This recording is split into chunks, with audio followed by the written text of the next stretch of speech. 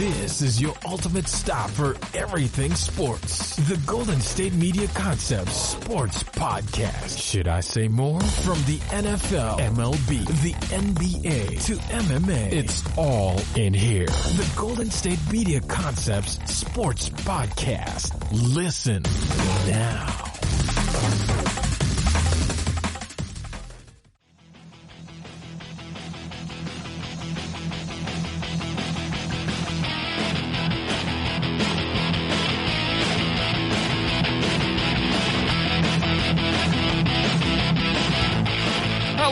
Ladies and gentlemen, welcome to the Thursday edition of the GSMC Sports Podcast, brought to you by the lovely GSMC Podcast Network. I am your host for today's show, the Thursday edition of the GSMC Sports Podcast.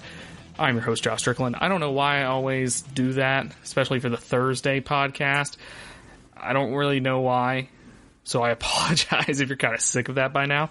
But, let's get into it. We got a great show today. We're talking trade talk in the NBA and Major League Baseball. We'll talk about the New York Knicks firing their president, and then we'll go into Mark D'Antonio retiring and potential replacements for him. We'll also talk about Pete Rose trying to get back reinstated into the MLB. So let's jump right into it. We had a big trade last night, and as always, the NBA, today is the trade deadline. As always, the NBA makes a big splash in off-season / trade stuff. The league really recognizes that that's one of the biggest components to making a sports league interesting is all the off-season and trading going on, and they done it again. So it was a four-way trade between the Minnesota Timberwolves, the Atlanta Hawks, the Houston Rockets, and the Denver Nuggets. So these are two teams that probably will not make the playoffs this year, but they're looking to improve, and two teams that are pretty much a lock for the playoffs at this point in the Houston Rockets and the Denver Nuggets. So the Timberwolves received Evan Turner, Malik Beasley, Joncho, Hernan Gomez, Jared Vanderbilt, and Brooklyn's 2020 lottery-protected first-rounder. Houston Rockets received Robert Covington from Minnesota, Jordan Bell, and a second-round pick. The Atlanta Hawks received Clint Capella and Nene, and Denver Nuggets will receive Gerald Green, Keita Bates, Diop, Shabazz Napier, Noah Vonleh, and Houston's first round pick. So let's delve into this. We're going to start with the Timberwolves. So the best way I can describe this Timberwolves trade, this trade for the Timberwolves, is it's kind of the first shoe to drop. They have a potential, like we discussed in the Tuesday show, they have a potential of getting D'Angelo Russell from the Golden State Warriors. Now the Warriors' asking price was more draft capital. It was kind of high for the Timberwolves at the time, but now they just got a new first round pick from the Atlanta Hawks / from the Brooklyn Nets, who gave it to the Hawks, who then gave it to the T-Wolves. So the T-Wolves have an opportunity to get D'Angelo Russell with this deal. So it also clears some future cap space for the Wolves, but it will only matter if the Wolves can get rid of the Wiggins contract, which they are still trying to trade Andrew Wiggins at this moment. Could potentially be traded to the Golden State Warriors. Overall, not a great reset or adjustment for the Wolves. They lose their best defensive players and one of the only guys not named Karl Anthony Towns who can knock down a three-pointer in regularity. Malik Beasley is a nice pickup, however. Couldn't get time with Denver's rotation because Denver's rotation is just great. He's a restricted free agent at the end of this year. They'll try to re-sign him probably. Hernan Gomez is an active 4. Could fit decently with Towns. He's also a restricted free agent this summer. Jared Vanderbilt gives the Wolves a decent option at forward. He can get a few rebounds and score a little bit. So the Wolves kind of add... this trade's not all bad for the T-Wolves, but they are getting worse with this trade, especially if they don't get D'Angelo Russell out of this. But it seems this is a first step. This seems to be the first shoe to drop for the Minnesota Timberwolves here, and we'll find out. Of course, when you're probably listening to this, the trade deadline's already passed, and you probably found out if they drop the other shoe, but it looks like this is the first shoe drop. Houston Rockets. Now, this is a mind-baffling trade for the Houston Rockets. I really don't understand why the Rockets went for this. So they received Robert Covington from Minnesota. They got Jordan Bell. They also got a second-round pick. But they gave up Clint Capella Clint Capella, and Nene. So pretty much they have no centers now. And they also gave away a first-round pick. They gave their first-round pick to the Nuggets. So basically, what we're looking at here, we have a Rockets team that doesn't have a center. They're pretty much the ultimate small ball team. They were already three-point oriented. They were extreme three-point oriented with Russell and with James Harden, of course. But they still had Clint Capella as their big man. Now they're heading to the extreme small ball route. They traded their big man to Atlanta. And the main big men for the rest of the year are Robert Covington and P.J. Tucker, which P.J. Tucker didn't ask for this. He didn't ask for this. Capella was a dominant rebounder, protected the rim. Covington's only a good rebounder. He's of average for his size. And Covington does have some of the most active hands in the NBA. He will allow the Rockets to stretch the floor more, stretch the floor pretty much at all times. He's a streaky shooter from deep. Above average player overall. Great positioning on defense, but that doesn't mean he's good at defense. He just knows where to be. Ultimately, Rockets, they save money on this short-term and long-term with this deal. They go deeper into this extreme identity that they have with small ball and three-pointers and James Harden flailing around on the ground. It might be weird enough to catch teams off guard. The best way I can describe it, it can be like the triple option in football, where when teams play Army or Navy and they only play them like once every couple years, it catches you off guard. You spend all that time practicing against it, but when you see it in real time, it's difficult. You got to think no other team is going to be able to replicate this offense.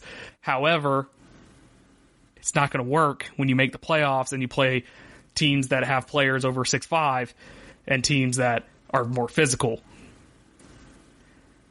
A lot of things I've seen on Twitter so far is, can you imagine the Rockets playing the Lakers or the Clippers right now with this team? So I think, it's not a terrible move for the Rockets, but it doesn't make a lot of sense, especially giving up a first round pick with Clint Capella. That makes no sense to me. But they save some money. They're going to lose in the first round of the playoffs again, or second round of the playoffs, or whatever. They're not going to win the playoffs. I'm just letting you know that. And there's no way they're going to beat the Clippers. There's no way they're going to beat there's no way they're going to beat the Lakers. The best thing I can give them is maybe a loss to maybe the Pelicans, but the Pelicans aren't going to be a high enough seed to play the Rockets. So we'll see. Then we move on to the Atlanta Hawks. The Atlanta Hawks receive Clint Capella from Houston and Nene, so they gain a better defensive presence, get a good fit for what the Hawks are trying to do. Capella, they've been trying to get Capella for the longest time. As we mentioned in the last episode, they were hoping to get him. He runs the rim, he gets dunks off lobs, matches perfectly with Trae Young's play style, gives a lot more stability with executing defensive schemes.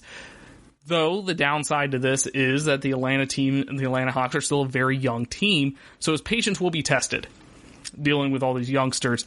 They will end up paying Capella a yearly salary that is half as much as Andrew Drummond, which was Drummond was a potential trade for the Hawks to make before they made this trade, of course.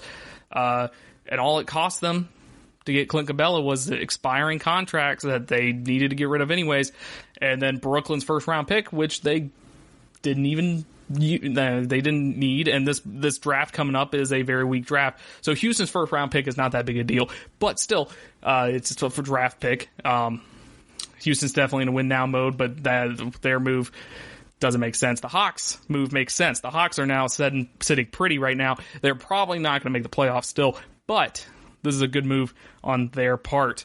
Denver Nuggets received Gerald Green, Keita Bates-Diop, Shabazz Napier, Noah Vonleh, and Houston's first-round pick. So they gained a first-round pick. Losing Hernangomez and Malik Beasley isn't going to be easy for the Nuggets. But after the acquisition of Jeremy Grant last summer, Hernangomez became expendable to them.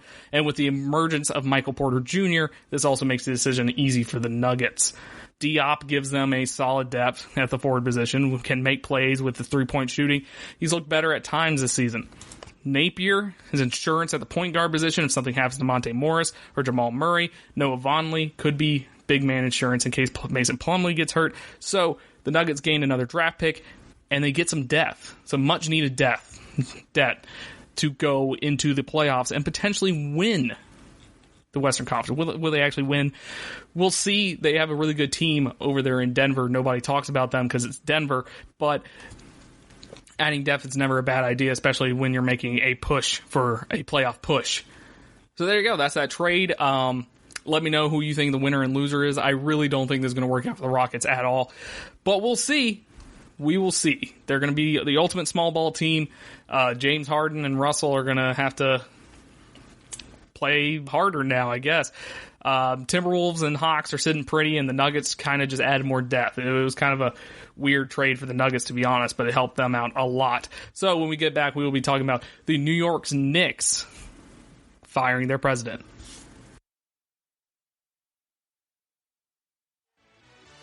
Are you looking for the very best NFL and college football podcast? Then check out the GSMC Football Podcast. Get the latest football news both on and off the field. From the NFL Draft to trades to the rumor mill to the NFL Combines. They got you covered. That's GSMCpodcast.com/football-podcast. Get updates on college rivalries, game day insights, and much, much more. It's football talk the way you want it. This show eats, sleeps, and breathes football. Don't forget to like them on Facebook and follow them on Twitter. Visit GSMCpodcast.com for more info.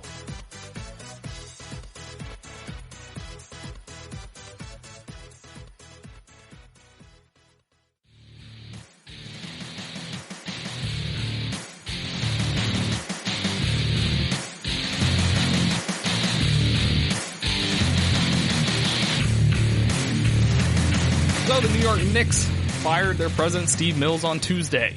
He was with the organization for the last 20 years, and he served at the head of basketball operations since the summer of 2017.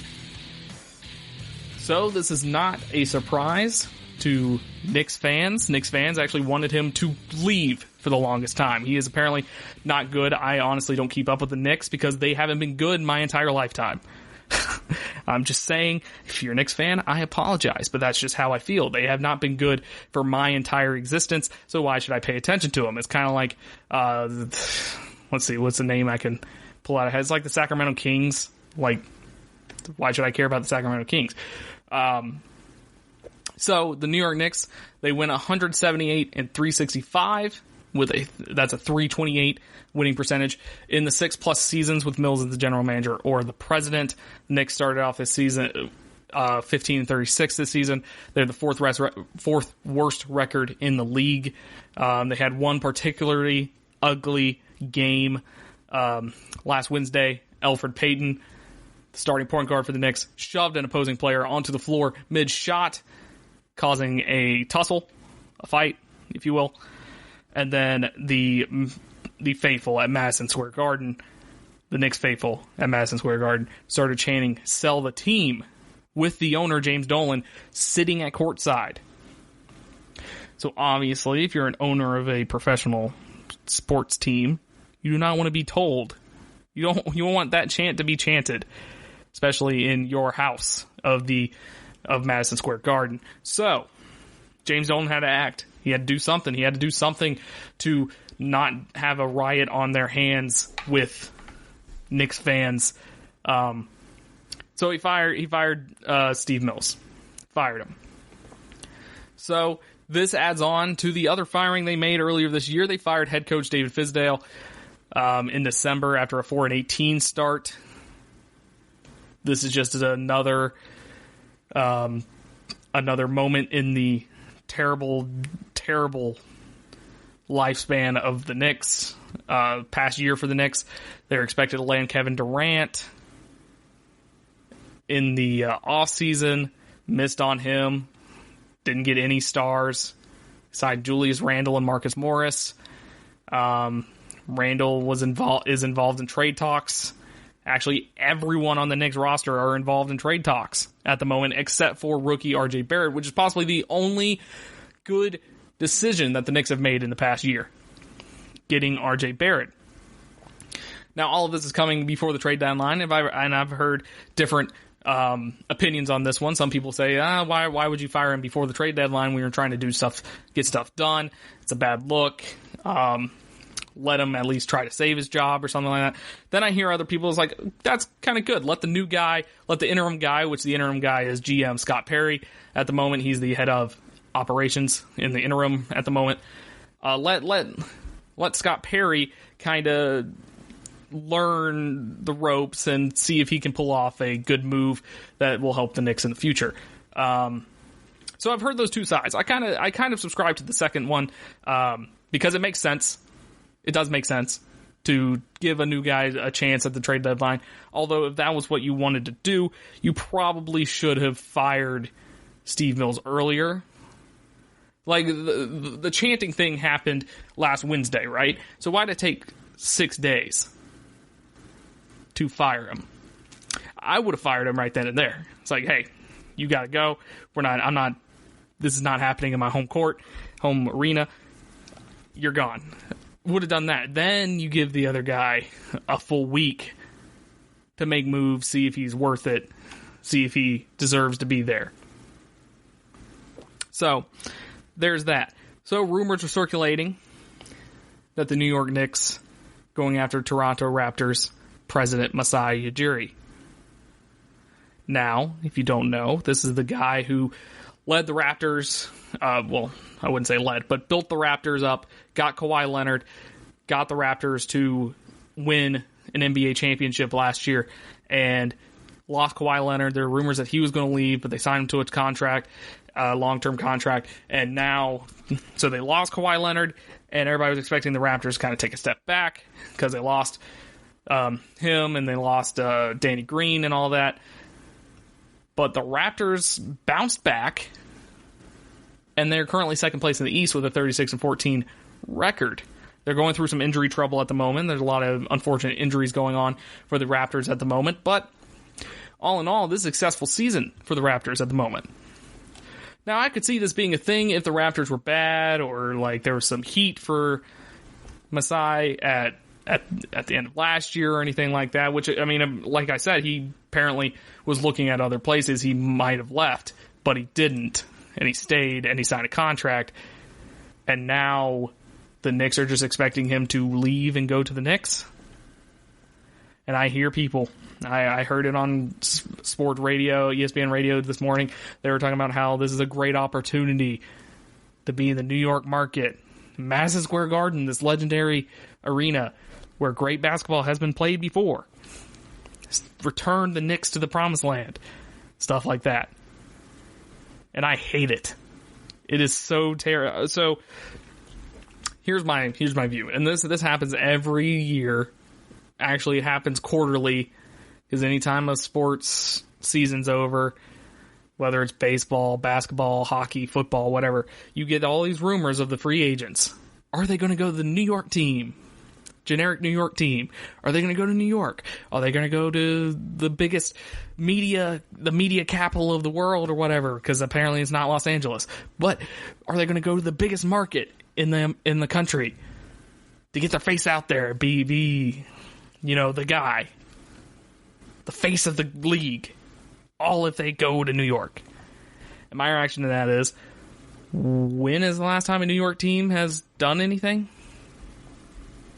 You have the Giants, technically New Jersey, but you have the Giants. They won the Super Bowl in 2007 and 2011. The Yankees won in 2001 and 2009. Sorry, but other than that, the Knicks have been bad. The Knicks haven't had a chance to win since Carmelo Anthony left. Jets are bad. Mets are bad. Yankees are just now getting good again. Giants have been bad ever since 2011. The Rangers suck. So, where is this fascination that players want to go to these New York teams? And most of the time, and I say with the exception of the Giants and the Yankees, those two are definitely the exception here because they actually win sometimes. With the exception of those guys, I have not seen any evidence in any New York based team, based franchise, having good ownership or having good front office. Having a good culture at all. So that's why I'm very confused by why everybody wants these guys to go to New York. I mean, I know it's mostly media that live in New York and work in New York, and they want these players in New York so they can be closer to the players or whatever and have interviews with them all the time. But the fact of the matter is, New York's not good. New York's not even as good, as great as they say it is. I mean, they say that New York is the media capital, it's the biggest media market, and that's true. I'll give you that. But you have the New York fans who are relentless. They're almost as bad as Philly fans. They might be more diehard than Phillies fans, but I mean, that doesn't change anything. They're still pretty terrible fans. They will boo you in a second's notice. That's actually something people like about New York. The fans don't lie to you or some crap like that. The fans suck. Only 2 out of the, 8 franchises, because every sport has 2 teams in New York. Only 2 out of 8 of the franchises, 25% of the franchises in New York have actually done anything in the past 10 years.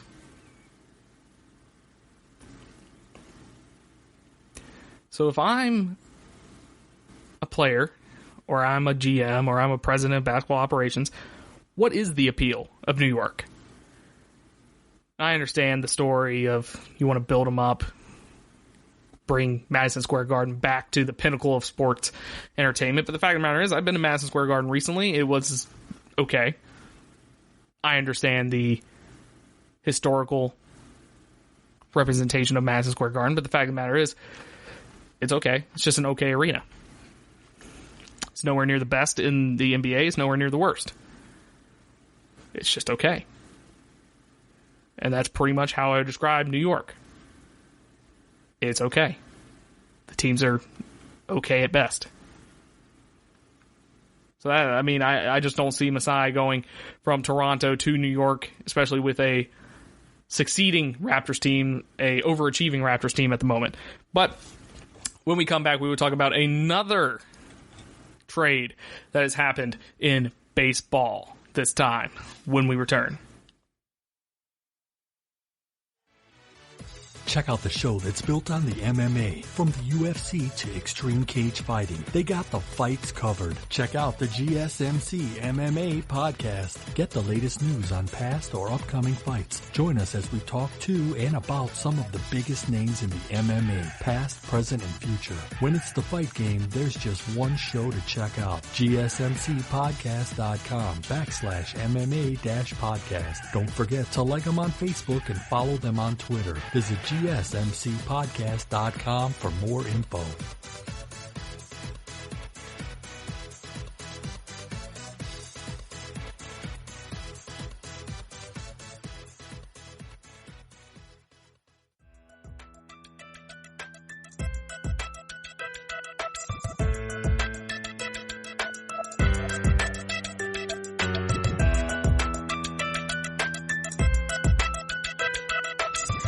I think the MLB has finally kind of got it. You know, they're doing the same thing the NBA has done. The NBA has been putting a lot of priority. I mentioned in the first segment, they put a lot of priority in trades and off-season moves, and the MLB has kind of listened to that. Yeah, the Astros scandal, which we'll talk about once again on this podcast in the next segment. You have the Astros scandal. You have this trade going on right here. You have a bunch of rumors. You had a pretty decent free agency, some cool winter meeting stuff going on. Baseball starts in like a couple months. Technically, people say it starts when pitchers and catchers report, but who cares about pitchers and catchers reporting?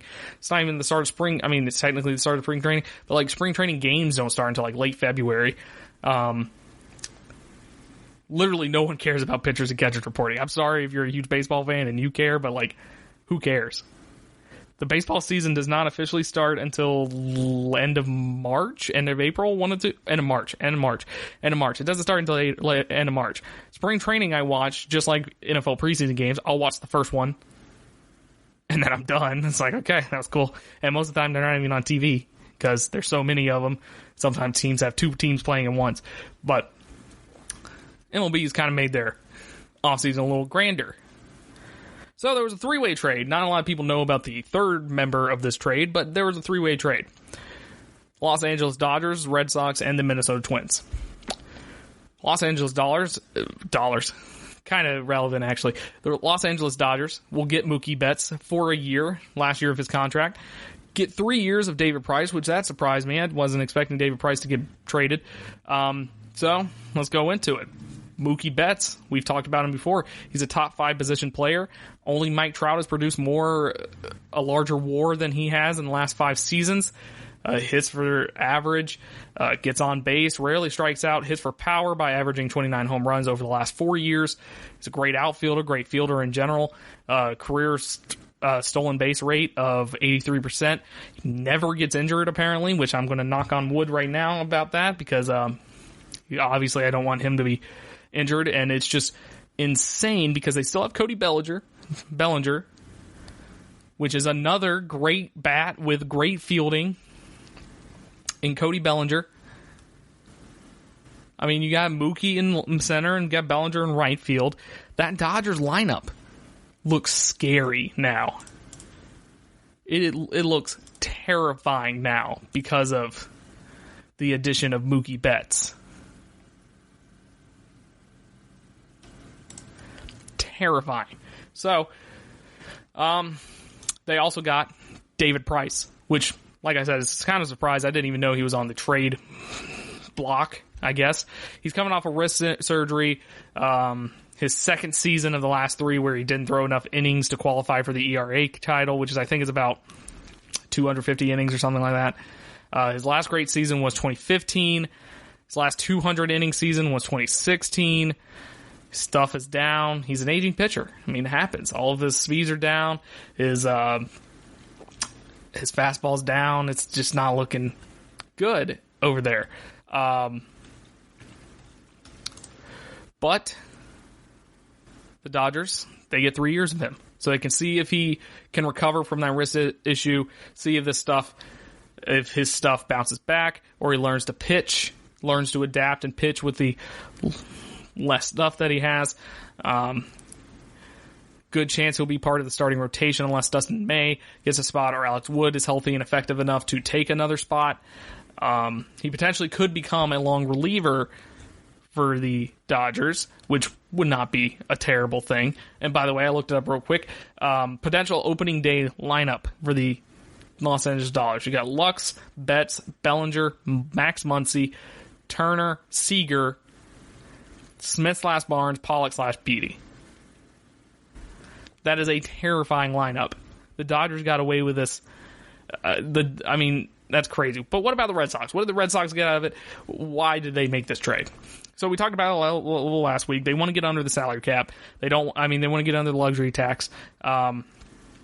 And they're trying to save money, and you have the New York Yankees in the division. The Yankees look like an unstoppable Death Star, so there's very little hope for winning the division, very little hope for making a wild card, actually, for the Red Sox this year. And then also they're pretty confident that they're not going to be able to re-sign Mookie Betts, because Mookie has mentioned that he wants to test the free agency because he's a major proponent in the Players Union, and the Players Union wants players' contracts to skyrocket because there's no cap, there's no salary cap, so players can pretty much get paid whatever the hell they want at this point. But they get salary relief. They have no long-term pitching help. Like I saw something earlier, they have 3 current pitchers that could start at the moment, but there's 2 spots that they need to fill up. They moved $59 million in this trade. They'll get Alex Verdugo, who had a productive partial season with the Dodgers, hit for the average, some power, playing plus defense in the left field. This could be nice for them. He can slide to right field if needed. They also got right-hander Brusdar Graterol. He's a bullpen arm from Minnesota. That's where the Twins kind of came in here. He averaged a 99 per mile fastball and an 80 mile per hour slider. Good at missing bats. He could be a long high-end reliever for the Red Sox, but he's kind of, it could work out. They still don't have long-term pitching that is unaddressed in this trade. This team isn't going to contend in the near future. They might not even make the playoffs this year. I don't think they can make the wild card because the Tampa Bay Rays are over there still building up their team. Now, you don't have to worry about the Orioles, but, they're still there. The Blue Jays are going to be okay, but the AL is kind of strong this year, so none of this matters. They're not going to win the division because of the monster Yankees. So they're saving some cap space. I mean, not cap space. I keep saying cap space because I just got done talking about the NBA. They're saving some money, getting on a luxury tax. So next year, or the year after that, 2021, 2022, they can make a big splash in free agency, build up their team again. I've seen a lot of concern about the Red Sox, the Boston Red Sox of all teams, one of the most profitable teams in the MLB, not having enough money for a player, which gives a lot of power to the players, I feel like. But at the end of the day, they didn't think they could get Mookie Betts back, so they might as well trade him, get some pieces, which they got. They got some two decent players in this. So yeah, a lot of people don't know that there's another trade partner in this. I've already mentioned them before, but the Minnesota Twins were also here. They received Kenta Maeda, which is a good starter, adding to their back-end starters who might be league average. Maeda was better in relief last year for the Dodgers, but he's one of the 5 best starters on the Twins roster right now. Slider is an out pitch. 6th best slider according to the Fangraphs. If Twins are careful with his innings, he could be one of their best 3 starters this year. He could be a top 3 starter and could help with the playoff push that Minnesota is on. The Minnesota are going all out. They got Josh Donaldson. They got they still have most of their lineup from last year. They're building on. They get 4 years of Maeda, which is a great deal. Too bad they're probably still going to get swept by the Yankees in the postseason, which sucks for them because that is just something that they don't want to do, something they've been trying to get rid of for the longest time, that monkey on their back. But they're probably going to lose again to the Yankees come playoff time. So, and the Dodgers made one more trade after that. They traded Jock Peterson to the Angels. So Jock Peterson, he was turned into a platoon player, a platoon outfielder, because they just have an amazing outfield, and they just added another amazing outfielder. So there's literally no room for Jock Peterson. Jock Peterson's still a solid player. He has above average defense in either outfield corner. He hit 36 home runs last year. His one issue is that he can't hit left-handed pitching, like at all. It is also the last year of his contract. So he becomes a free agent after this year. So they traded Jock Peterson to the Angels, but not for Luis Fangavo. So they get under that luxury tax cap that the Red Sox were moving. And, of course, they move a player who they probably aren't going to re-sign. So might as well get something out of it. But now you have Jock Peterson and Mike Trout rocking out in Los Angeles for the Angels. In Anaheim, I should say, not Los Angeles. So the Angels have a pretty solid outfield going. I am actually very excited for the Angels because with Joe Madden and with all the trades and acquisitions they made this offseason, the Angels could actually make the playoffs. And I would just like to remind everyone, Mike Trout, I think he's only played in like 1 playoff game his whole career. Best player in baseball history, potentially. Played in 0 playoff games. And that's insane to me. But when we come back, we will talk about Pete Rose and his recent push to get reinstated into the Major League Baseball and potentially make the Hall of Fame.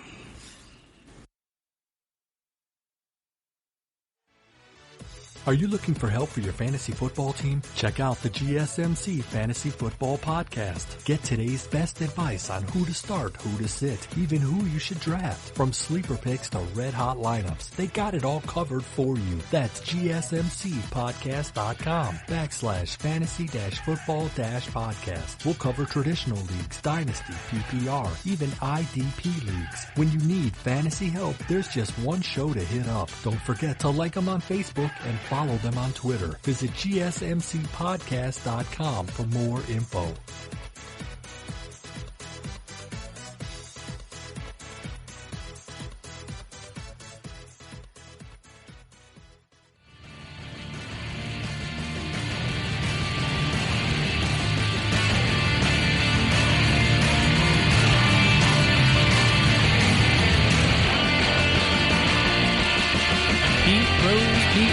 Pete Rose. Trying it again, guys. This happens every couple years. Tries to get back in. He leaves our lives just to come back in, you know?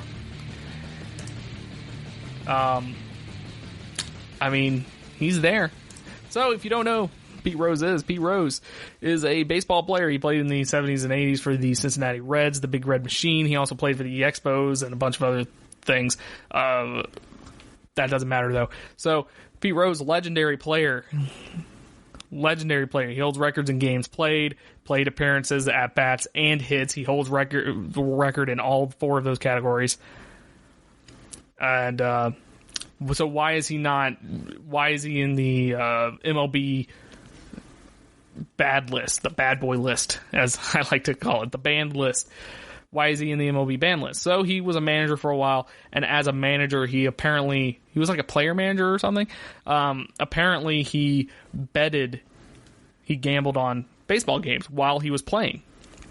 Now, obviously, this is a big no-no, especially in MLB, with the history of Major League Baseball and gambling, whether it's the 1909 Black Sox, where 8 players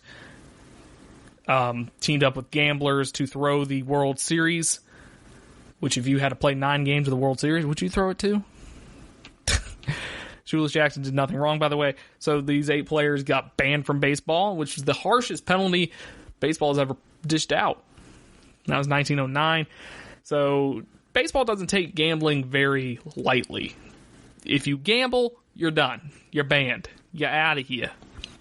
So Pete Rose's argument is, of course, that with the recent Astros scandal, where they literally cheated in the game with the camera in the outfield and the trash can banging. I have to reiterate it every time because it's still absurd to me.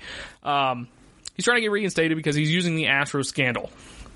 Because no Astros players got punished.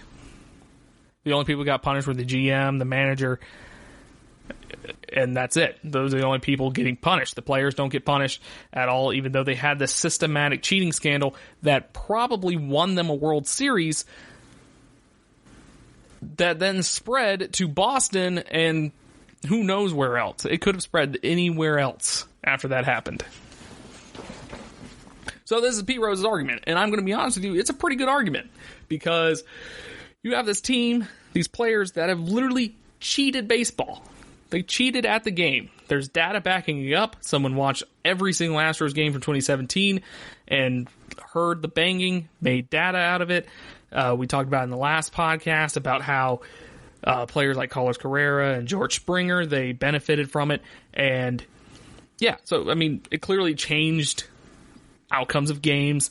Someone posted that the amount of times they used the bangs the most was against this poor guy who made his first start in the major league. He got shellacked like 16-4, and now he doesn't play in baseball anymore.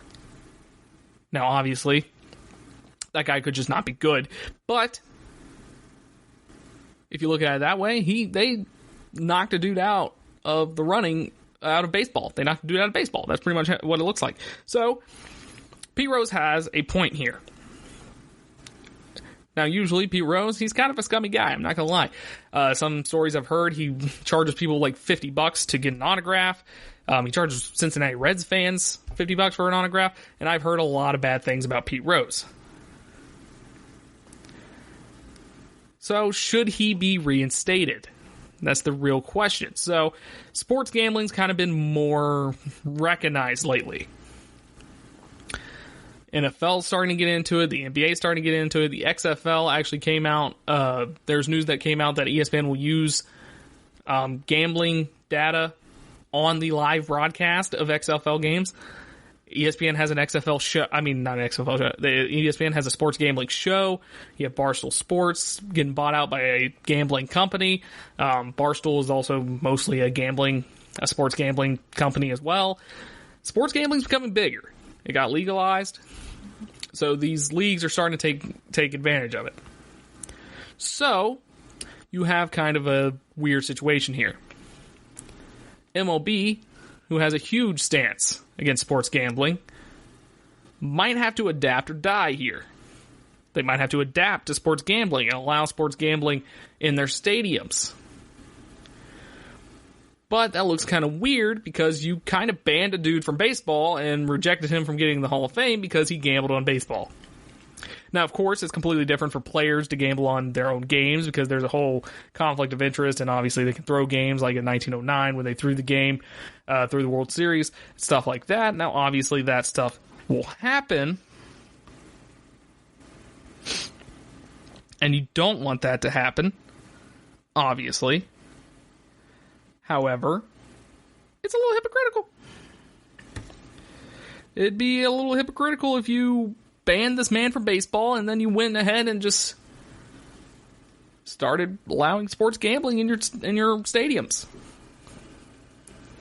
So I believe Pete Rose should be reinstated into baseball. I think it's long enough.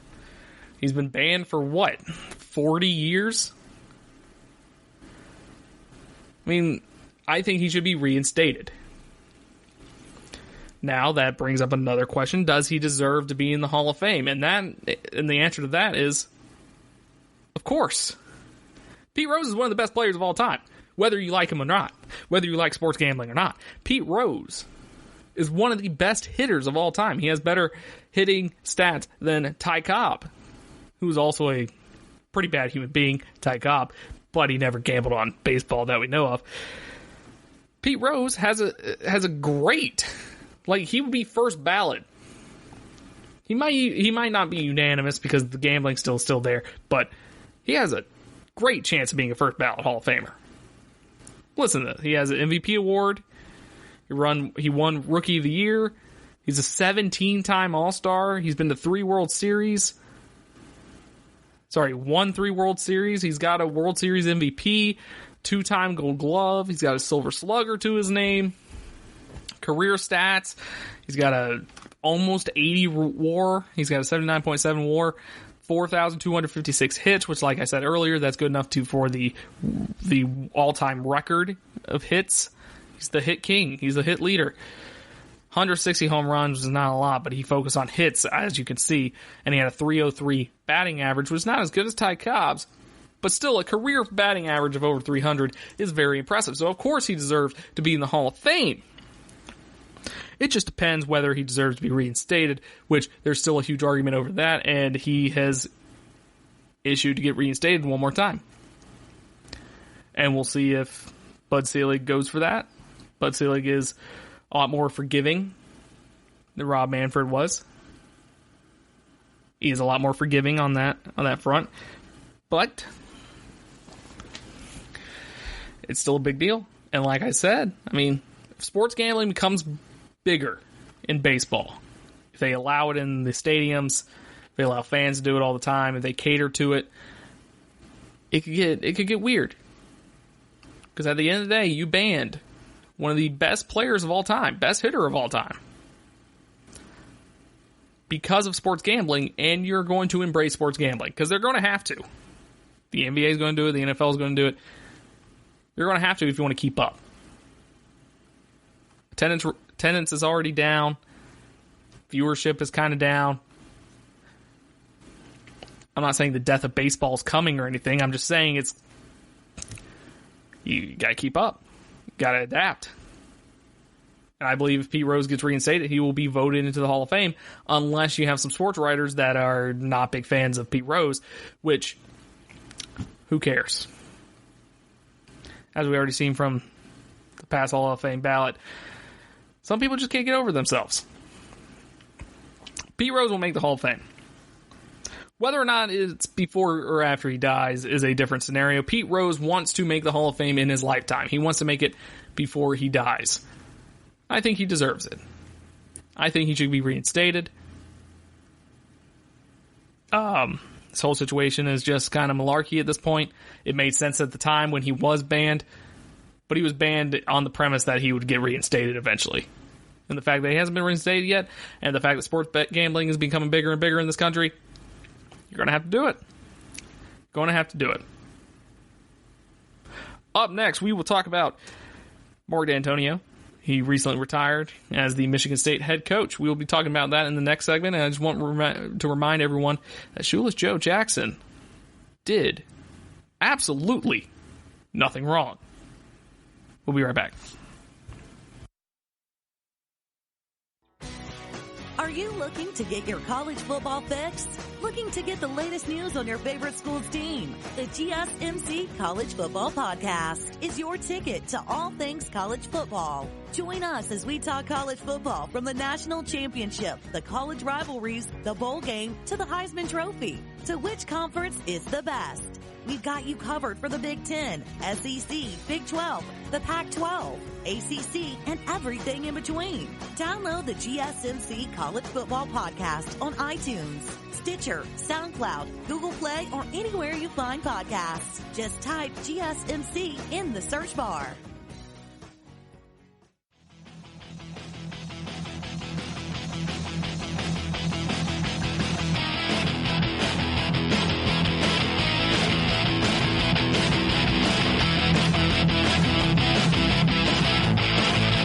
So things are getting kind of weird in East Lansing, Michigan, which, I mean, it's East Lansing, Michigan, so, I mean, things, I guess, are always weird there, but we'll see. So, Mark D'Antonio has announced his retirement this week. He's a longtime Michigan State coach. He's been coaching there for more than 10 years, I think. He stated in mid-November that he would be returning in 2020, and now this kind of turnaround. He's Michigan State's best coach since the 1960s. He's won 3 Big Ten championships and a Rose Bowl, making the college football playoff once, where they got absolutely shellacked by Alabama. It was like 30-0 or something like that. So yeah. In the 4 years since they went to the playoffs, though, Michigan State has won more than 7 games only once. They had a 3-9 season in 2016. They have an offense that's annually among the worst in the country. He announced his departure a day before signing day, which is never a good thing.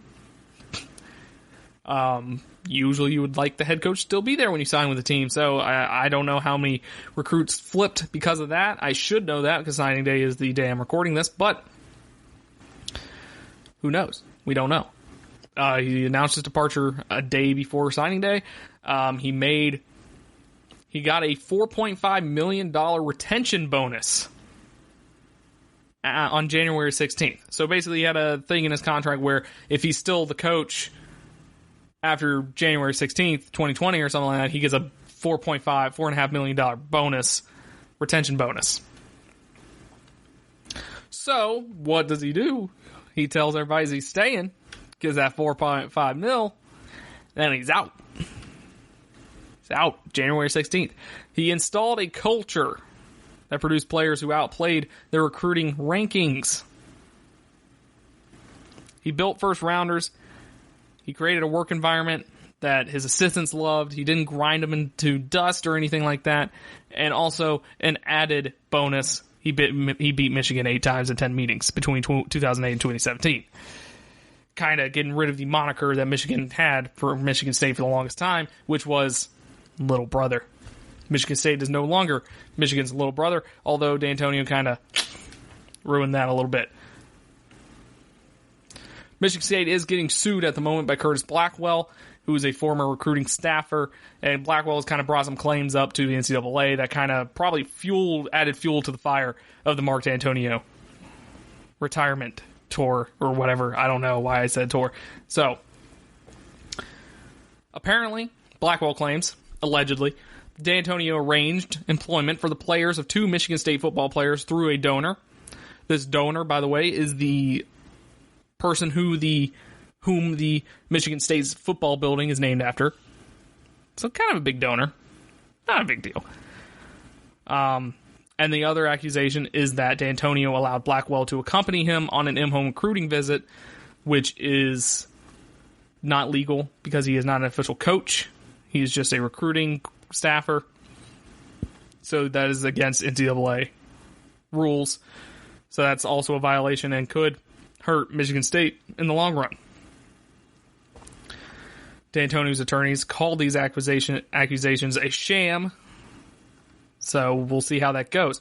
That's why I'm going to put the allegedly on it. Well, I don't know when the next time I'm going to talk about Michigan State. Probably when these sanctions come down that the NCAA does, because the NCAA is random. These sanctions might not come down for another 5 years or something. But anyways, at the end of the 2019 season, it seemed obvious that it was D'Antonio's last year. Fans weren't necessarily tired of him. They were just kind of at the point where it was time to move on.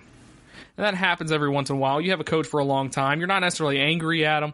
You're not necessarily like disappointed in him or anything like that. But you're kind of at that point where you're just like, man, I'm just sick of you. You know what I mean? There's plenty of examples of that. I can't think of them off the top of my head, of course, because that's how my brain works. But there's plenty of examples of stuff like that happening, where a good coach stays somewhere. He doesn't necessarily overstay his welcome, but it's just kind of like, yep, you're still here, huh? You know, I mean, D'Antonio was getting up there in age. Fans wanted to move on. They didn't want to pull the trigger, though. They wanted D'Antonio to retire. They didn't want to fire the best coach in Michigan State history, or the best coach since the 1960s or anything like that. Best coach in 50 years. You don't want to fire a dude who's your second best or best coach of all time. However, Michigan State's roster is in a bad spot.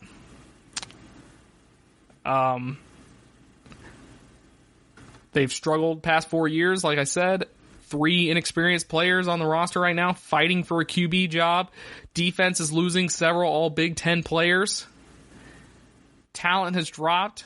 That's because Michigan State had one of the worst classes in the D'Antonio era this past year without signing a single 4-star player, which is insane for a higher tier Power 5 team, ranked 10th in the Big Ten in recruiting. They're also in the toughest division in college football with Ohio State, Penn State, Michigan. They got to play those guys every year. Winning the Big Ten, it's not necessarily an expectation for Michigan State, but they've gotten that taste of glory with D'Antonio, so, I mean, they want a guy who can lead them back there.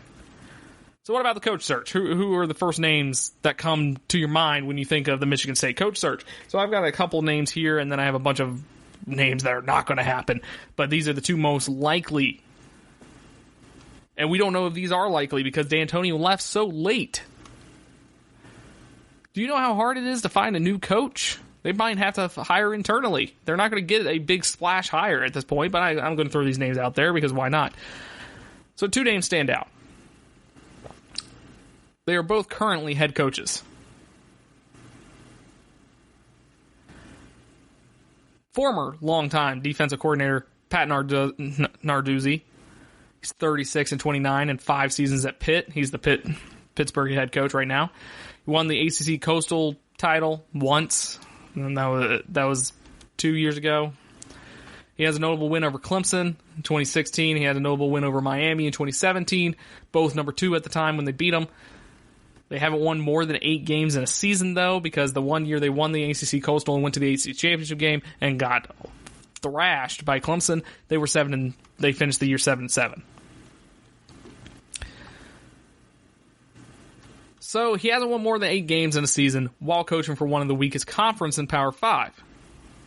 Because, admittedly, ACC's not good. It's just not. It's the bottom line. The administration leadership has changed since Narduzzi was last in East Lansing, meaning those connections are not as deep as they could have been. Mark D'Antonio did say he's going to stay around with the athletic department, so that could be a swing in Narduzzi's direction, but we don't know for sure. Next guy we have is Cincinnati coach Luke Fickell. Now, this is an odd one. He follows the same path as D'Antonio. D'Antonio started as an Ohio State defensive coordinator, and then went to Michigan State. So Luke Fickell, 46-year-old, went from Ohio State defensive coordinator to a Cincinnati head coach. He's 26-13 in 3 seasons with Cincinnati, and has 2 consecutive 11-win seasons. Cincinnati is usually the best Group of 5 team, one of the best Group of 5 teams in the past 2 years. He's never left his home state of Ohio for a coaching job. Ohio is Michigan State's main recruiting ground. He beat Michigan State in recruiting battles as Cincinnati signed 3 4-star recruits in 2020, whereas Michigan State signed 0, like we mentioned earlier. Fickell, however, could wait for a bigger job to open, since Cincinnati is looking pretty good for the next couple years. So there's no rush for Fickell. He could wait for a better job that could open up in the offseason. There's no rush for him. Now, let's go for the... There's 2 NFL dudes here who have no chance at leaving the NFL to be the head coach of Michigan State. And then you have you have 3 head coaches in Division I football that probably won't, but you never know. Robert Saleh, defensive coordinator for the 49ers, just lost the Super Bowl. He coached at Michigan State in 2002, 2003. His uncle is a former Michigan State player. Hasn't coached college since 2005. Okay. Broncos offensive coordinator, Pat Shurmur, former MSU player, coached there in the 80s. Been an NFL coach for 2 teams, but went 18-46 as a head coach. But he hasn't coached college since 1998, which is over 20 years. Then you have the college guys that actually make more sense. You have Indiana head coach Tom Allen, which I'm not really sure why he would jump from Indiana to Michigan State. Michigan State, yes, is a upgrade of a job. But Indiana's doing pretty well under Tom Allen. Don't see him leaving. Iowa State's Matt Campbell, who has been linked with every single coaching job opening in the past 3 years. Apparently he wants to leave Iowa State, but nobody will take him, or something like that. Then you have Cal head coach Justin Wilcox. And the most likely, it's the most likely and also very unlikely, Jim McElwain, Central Michigan head coach. He led Central Michigan. Central Michigan was 1-11 last year, led them to an 11-win season this past season. And he wants to redeem himself in Power 5, and I think that could be a really good get if it wasn't for Florida, the Florida situation. So Jim McElwain is actually he seems like a person that he would easily leave his team after National Signing Day and just go to another team. But since this happened before National Signing Day and is now after National Signing Day, it's going to be very difficult for Michigan State to find a replacement that is not internal. Because every coach is kind of on to the next season now. But, hey, that's that. When we return, I'll go more in depth on the XFL betting lines being on screen for the ABC ESPN broadcast of the XFL. Check out the show built around the women of MMA. From the UFC, Invicta FC, Bellator, and One Championship. We got the fights covered. It's the Golden State Media Concepts Women's MMA Podcast. The latest news of upcoming fights, discussions of previous matches. Join us as we talk to and about the biggest names in women's mixed martial arts. Past, present, and future. When it's the women's fight game, you know where to listen to. The Golden State Media Concepts Women's MMA Podcast.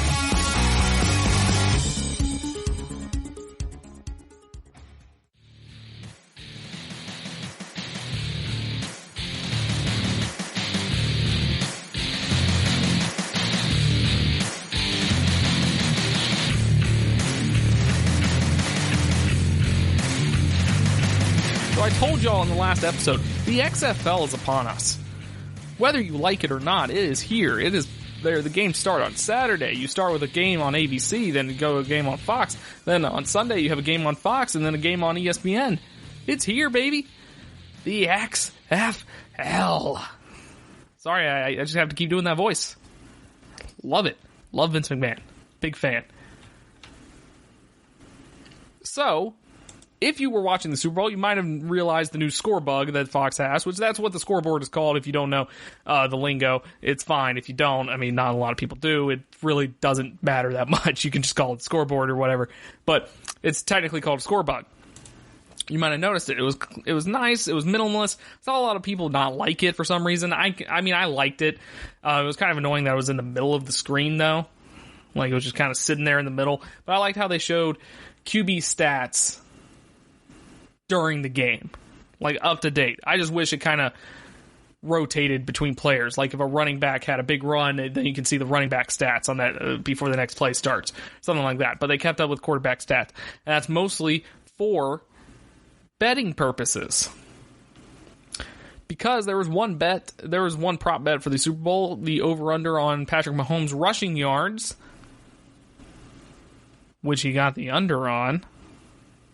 So that specific change to the score bug was very good for Fox and for people who voted on that prop bet. So when TV viewers turned on ABC or ESPN for inaugural coverage of the XFL this weekend, they'll see something completely taboo for NFL game telecasts. The betting point spread. You will see the betting point spread. They included a picture of it on this article I'm reading, which this article is from Front Office Sports by Michael McCarthy. It's a Front Office Sports exclusive. So if you want to go see it, it's frontofficesports.com. It's a really good website. They talk about random television. They talk about the business aspect of sports. I think I mentioned it beforehand when I talked about esports that one time, but I just want to shout it out again because I really like it. It's a great website. Learn different things about what sporting organizations are doing. So, you'll have the point spread in parentheses next to the team that's, predicted to win or whatever. And then you'll also have the over-under. So the over-under will be right next to the clock. So, like, for instance, right now I'm seeing Seattle versus DC, which is the first game of the XFL. Seattle's winning 10-0. DC has in parentheses -1.5. Then right next to it is the little box that says O/U for over-under, and it's 73.5. Then you have the quarter, the clock, and the play clock, and then 1st and 10. It looks pretty sleek. It looks nice, gotta say. So, this score bug will display for XFL broadcasts. We'll feature those two popular football bets, along with traditional elements like score, game clock, down, distance, and timeouts remaining, like I mentioned. Also, unlike the NFL, ABC ESPN will allow its XFL announcers to discuss the game's point spread and over-under total where appropriate. The senior vice president of ESPN production said this: the over-under and point spread will be incorporated in our on-screen dashboard for XFL games. When it's appropriate, our announcers will also have conversations around the spread and the over-under. So, the announced teams, for example, might mention the point spread and over-under at the beginning of games, or if a team scores a late touchdown, that may impact the betting line. Fitting continues to say, we want to serve the viewer with this information when it feels right, which I understand that completely. You don't want to go gangbusters and just overwhelm people with betting, because that will turn people off. Sports gambling has always been a thing, of course. It got legalized recently in some states. However, some people are still very against it. Some people are morally against it. So you kind of have to ease people into it. You can't just go off showing different prop bets and stuff like that all over the place. So Jeffrey Pollock, president and COO of the XFL, said in a statement that they are bringing a spirit of innovation to our game and fan experience, and our television partners share this approach. We want what our fans want, and many of our fans enjoy legal betting on football. Integrating the point spreads and betting lines into our broadcast will create a more robust viewing experience that deepens our fan engagement and connectivity, which I completely agree with. Do you know how many people just don't know the betting lines or the over-under? You have to kind of seek those things out. If you have them on screen, then it's going to make people go like, oh, I mean, maybe I can bet on this because I don't think the over is going to be 70 or whatever. I think the Seattle Dragons will lose by 3 points, so I'm going to bet against the spread or whatever. So, it makes sense. So, despite the popularity of sports betting, the NFL forbids announcers at ESPN, Fox, NBC, and CBS, and the NFL Network from discussing point spreads, over-unders, prop bets, or any other wagers during game coverage. Although there have been moments where Al Michaels manages to sneak in a gambling reference every once in a while. Though this might be changing. The landscape of sports television is changing as they are going more towards betting, like I mentioned earlier in the show. There's a new ESPN show called The Daily Wager. Fox Sports 1 has Lock It In, and both those shows are all devoted to all things sports betting. NBC Sports Philadelphia, meanwhile, offers a betting-centric alternate telecast of an NBA playoff game between the 76ers and the Nets on April 20th.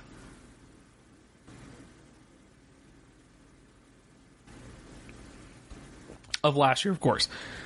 Open discussion of betting lines during national game coverage has to happen sooner rather than later, says Dustin Gooker, who's the lead sports betting analyst for NJ.com, which is New Jersey. Legalized sports betting will be too pervasive at some point. NFL might be a little bit more reluctant, but I think you'll see basketball and baseball be aggressive, which is against the point I made earlier, because I feel like baseball is not going to be that progressive on this. The original XFL, of course, flamed out after a single season in 2001, so this could be another opportunity for them to innovate the league, innovate the NFL, as they did with their several broadcast innovations that they did in 2001, which include the Skycam and additional camera access in locker rooms and huddles. The XFL has a history of innovating sports broadcasts, and this might be another step in that. So, New Jersey became the 6th U.S. state to authorize wagers on XFL 2.0 sports bettors. On XFL 2.0, sports bettors in Nevada, Pennsylvania, Indiana, Iowa, and Rhode Island will also be able to bet on the new league. The Supreme Court struck down the ban on sports gambling in 2018, of course. 20 states have passed sports betting legislation. Apparently, approximately 26 million Americans, or 1 in 10 adults, were expected to bet on the Super Bowl between Kansas City and 49ers. According to the American Gaming Association, 75% of bettors say they are more likely to watch a game if they bet on it. So this is a great idea for the XFL. They're trying to get more eyes on them, to include betting lines, betting information during the game, to get more eyes on the game, get more people betting on the game, so they'll watch it and they'll have a interest in it, which breeds fandom. Because say you bet on a team. You bet on an XFL team, you don't know anything about the XFL. I was looking at their rosters the other day, and I was like, I recognize some of these dudes, but I don't really have an emotional attachment to any of these guys. If you bet on a team and they win you a certain amount of money, you're probably going to cheer for that team. Or if you bet on a team, you're definitely going to cheer for them. But if they win you a lot of money, you might end up buying merch just because. You never know. Why not? It's pretty much my view on it. Why not? It's a smart move by the XFL, smart move by ESPN, who's implementing sports betting more and more. I'm personally not into sports betting, but I know some people are. I know a lot of people have fun with it, so more power to them. But anyways, that'll be the show. That's the Thursday edition of the show. You can like, rate, subscribe to the show on whatever you're listening to this podcast in your beautiful ears at the moment. Follow us on the GSMC Sports Twitter, GSMC_sports. You can follow me on Twitter at Strickland_Josh. And of course, check out the rest of the GSMC Podcast Network if you have any issues with, if you want to know the news of like social media, science, MMA, soccer. Get more information on college football, on the Mark D'Antonio situation. You get more information on basketball, the NBA trade. Check them out, guys.